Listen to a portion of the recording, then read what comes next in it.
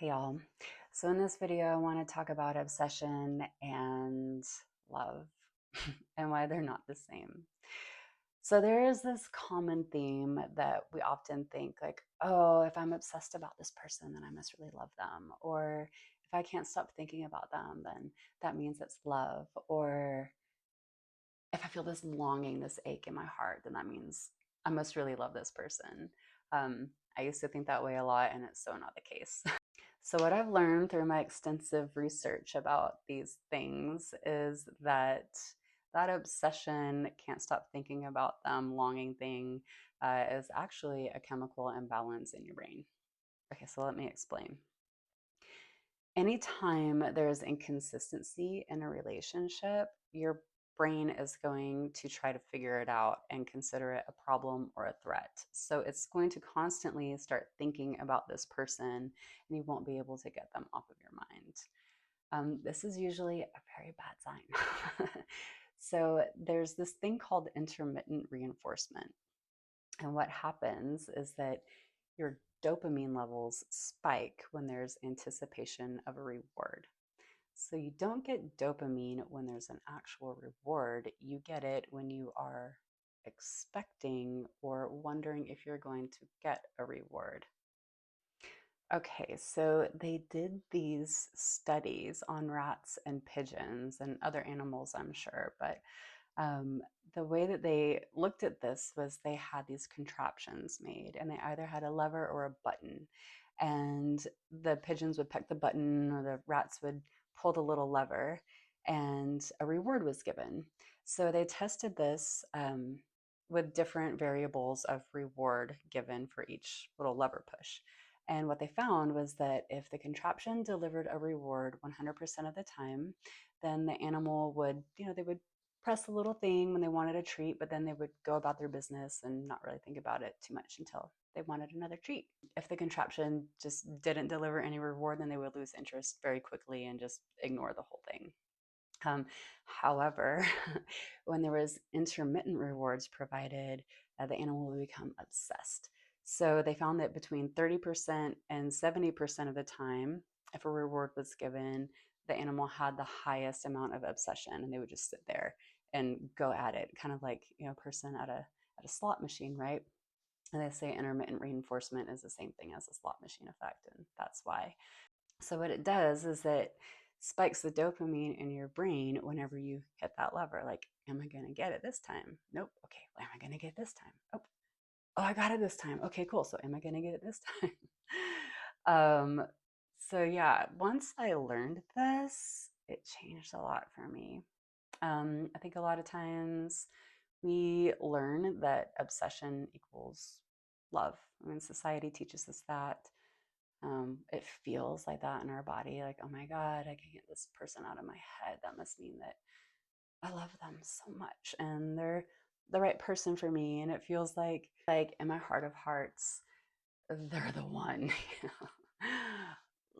Sorry. It's drugs. The same thing with longing, right? Like so I had two people in my life that I felt a lot of longing for. And there's that heartache, rumination, can't stop thinking about them. Like, oh, if only, and it'll come around and someday, and so much fantasy, right? And it's not actually love. So if we're raised with caregivers who aren't as present as we need them to be, our young little minds will associate that feeling that we're feeling with love and belonging.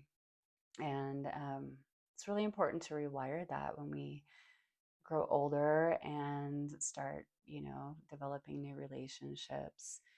Because if we equate longing with love, then we're going to be stuck in these relationships where we're constantly feeling that longing, right? And we usually feel that with someone we always feel that with someone who's unavailable to us. And the same thing goes with obsession.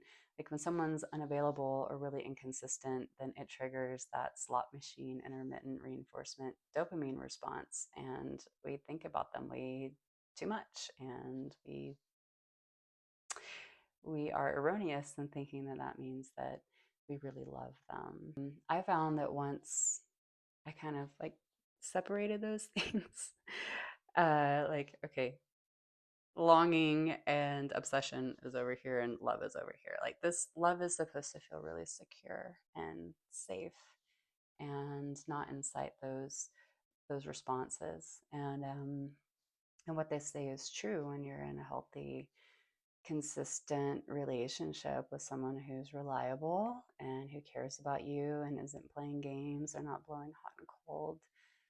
It doesn't incite that anxiety or that panic or those butterflies, and it doesn't cause one to obsess and ruminate about them all the time.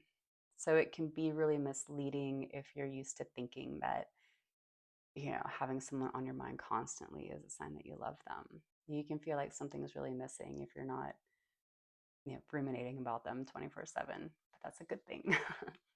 It's a really good thing. You don't want to have your entire world revolving around somebody else. And when someone's not healthy for you, then that tends to be what happens, unfortunately. So it's really important when you find someone who you really like and they are showing up consistently that you watch for maybe your tendency to feel like something's missing, or they're a little bit boring, or they're not exciting enough. Um, I had a therapist once who told me that when I met a really good man, and that a part of my subconscious would try to pick him apart and feel kind of bored with it. And it was very true. However, if you can watch those tendencies and kind of lean in a little bit more, but take your time, go nice and slow. Um, I found that being in a healthy and secure and consistent relationship is really amazing. And it's not troublesome.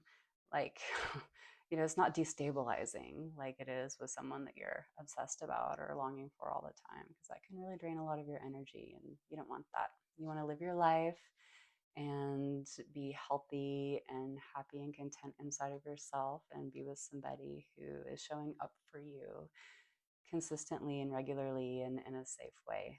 And it's not gonna spike your adrenals. It's not gonna send sparks and fireworks off everywhere. It's not gonna leave you breathless and gasping and crushed and dying to be with them. It's not gonna do that.